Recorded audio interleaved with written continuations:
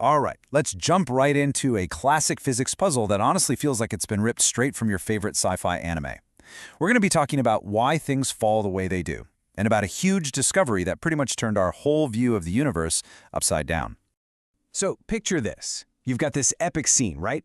A skyscraper is crumbling down, chaos everywhere. And as it all falls apart, a massive 100-ton battle mecha and the pilot's tiny, delicate locket both start plummeting toward the street. The question is, which one smacks into the ground first?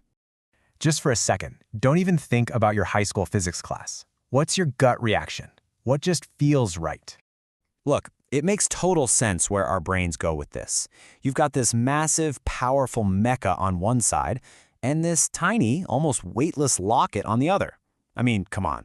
The immediate thought, the one that just feels obvious, is that the colossal robot is going to pulverize the pavement way, way before that little locket ever gets there. And honestly, that's a totally sensible assumption to make. It's based on pretty much everything we see and experience in our day-to-day lives. Except, there's just one little problem. That completely logical common sense answer, it's totally, 100%, wrong. Yep, you heard that right. Heavy does not equal faster. And this is one of those wild, counterintuitive facts that just flips our whole understanding of how the world works on its head.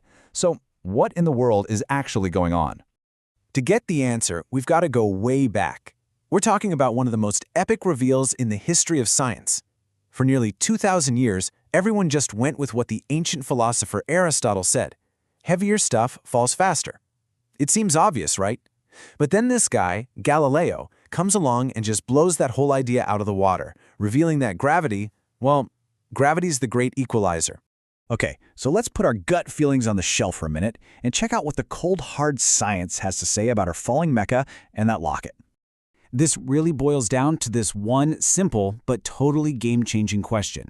And the answer, the one that stumped people for centuries, is a huge yes. If you take other forces out of the equation, they fall at the exact same speed. Now, the why is where things get really cool. It all comes down to a concept called acceleration due to gravity. The easiest way to think about it is like a universal rulebook.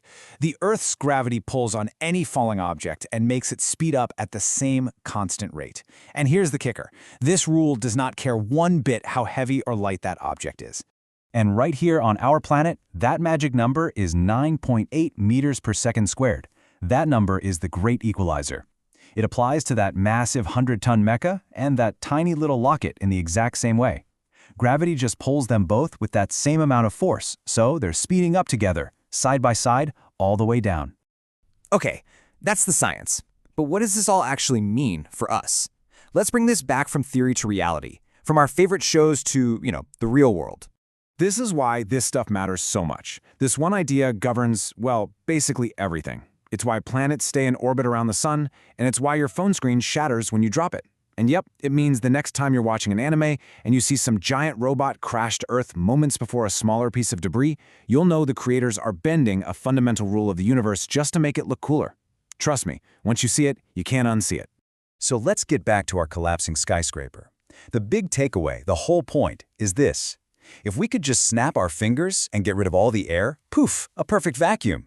That giant mecha and that little locket, they would fall together in perfect sync and hit the ground at the exact same time. Talk about a synchronized landing, huh?